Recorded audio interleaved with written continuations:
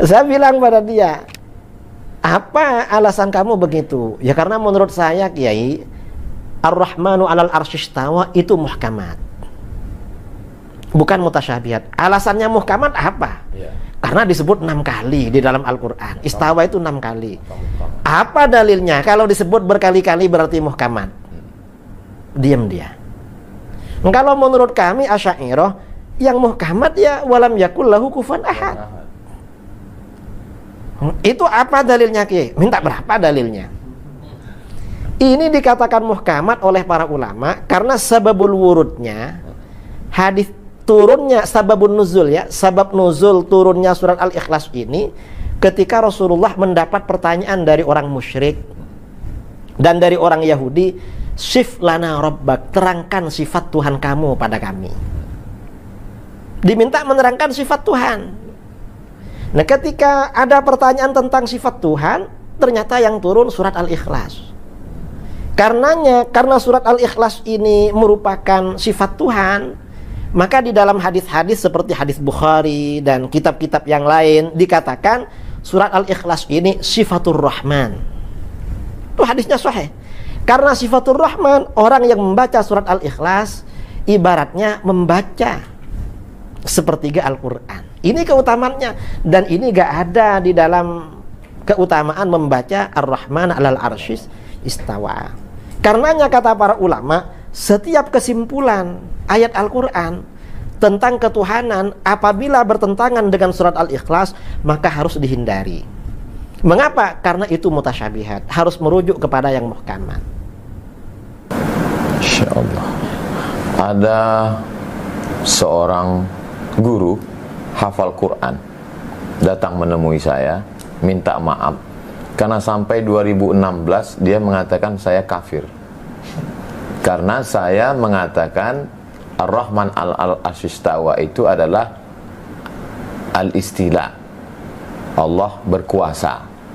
Sedangkan kata guru saya, kata dia sebelum dia tobat, ini tobat dari Wahabi, kata dia, kata guru saya, Tuhan itu di atas arsy, maka siapa yang mentakwil itu kafir. Ustadz Somad itu gimana? Ustadz Somad itu kafir.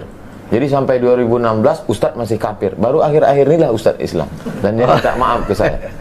Saya pikir begitu berbahaya. Tadi Kiai menjelaskan itu begitu simpelnya, sederhana. Tapi bagi masyarakat, berapa banyak Ustadz dan Kiai dikafirkan hanya karena mentakwil. Mereka harga mati bahwa Tuhan di atas arsy. Siapa yang tidak menyebut itu kafir. Man lam yukafir fahuwa kafir. Bagaimana bahayanya ini kepada umat, Kiai? Ya jelas bahaya. Karena mengkafirkan orang lain, mengkafirkan orang muslim itu akan kembali kepada dirinya sendiri. Walaupun kita tidak mengkafirkan mereka yang mengkafirkan kita. Saya tadi berharap Kiai mengkafirkan, jadi saya dapat legitimasi begitu. Masalah ini di kalangan Asy'ariyah terjadi khilaf. Sebagian ulama mutaqaddimin seperti Syekh Abi Ishaq Asy-Syirazi, pengarang kitab Al-Muhadzab.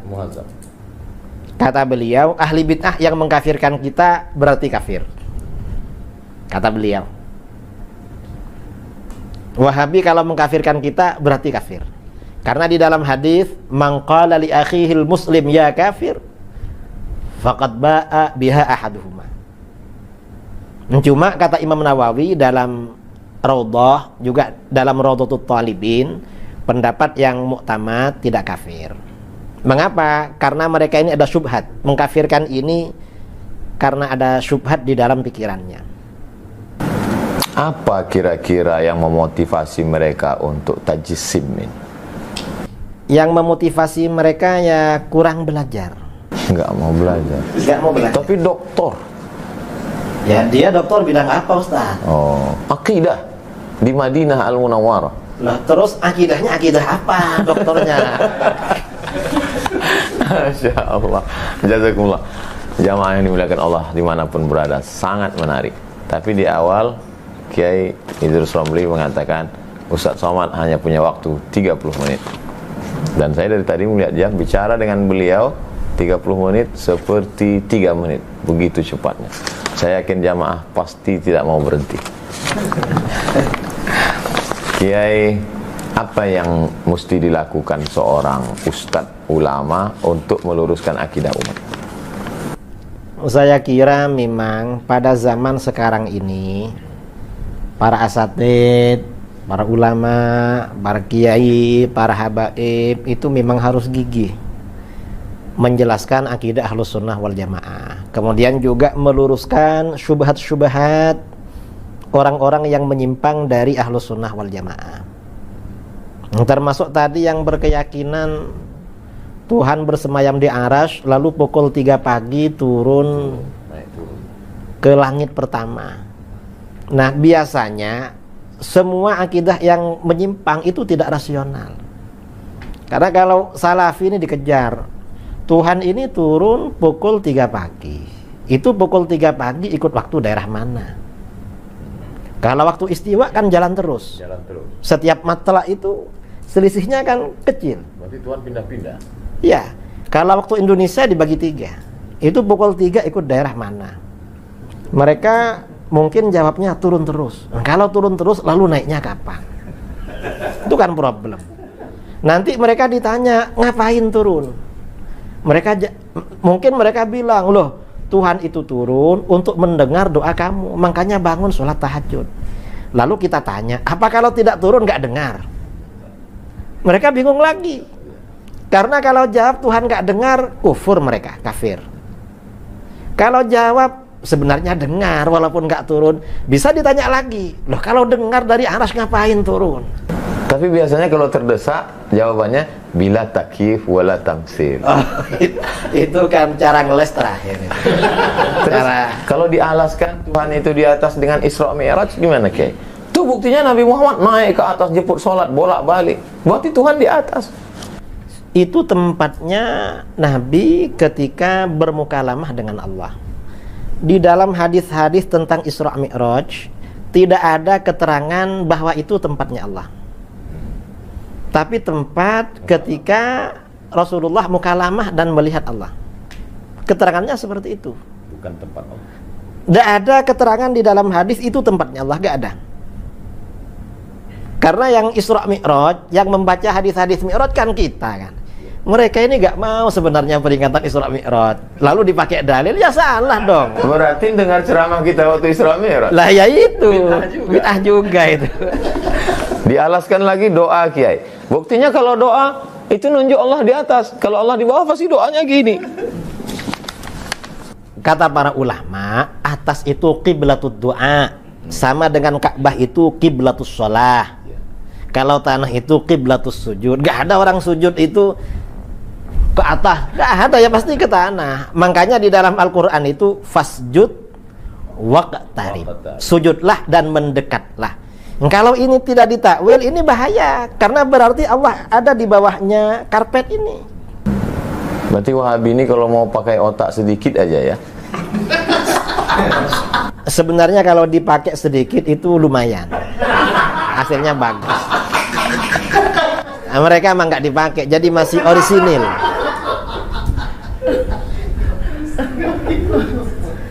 Jadi Kiai, bagaimana umat ini yang sedang perlu persatuan dalam bidang ekonomi, kita diserang babak belur dalam bidang politik, bagaimana komunis bangkit, tapi di dalam kita sedang dihancurkan barisan. Apa kira-kira mungkin nggak ini gerakan ini disusupkan untuk memecah umat Islam dari dalam?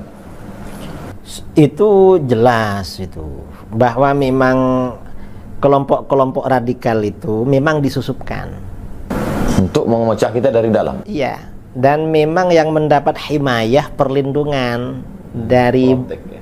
Mendapat protek dari barat, kemudian juga dana, tamwil, itu kan kelompok-kelompok radikal. Besar duitnya, Kiai. Ya gak tahu lah, kayaknya iya. Dulu saya kan nonton video Kiai itu yang katanya ada $2.000. Saya waktu itu 1.500. Udah turun atau memang? Gak tahu, kalau itu yang cerita ke saya itu mantan Ustadz Wahabi. Tobat. Dia bilang, saya waktu ceramah di Bogor tuh Ustadz, Kiai tahu berapa gajinya Ustadz Wahabi? Gak tahu. Saya tahu Kiai. Berapa? $1.500. Lo kok tahu? Saya mantan, katanya. Berarti kalau dibuatkan persatuannya bagus juga kayak Persatuan mantan Wahabi tobat. Wahabi, saya kira bagus. Tobat. Mungkin Ustadz bisa koordinasi nanti.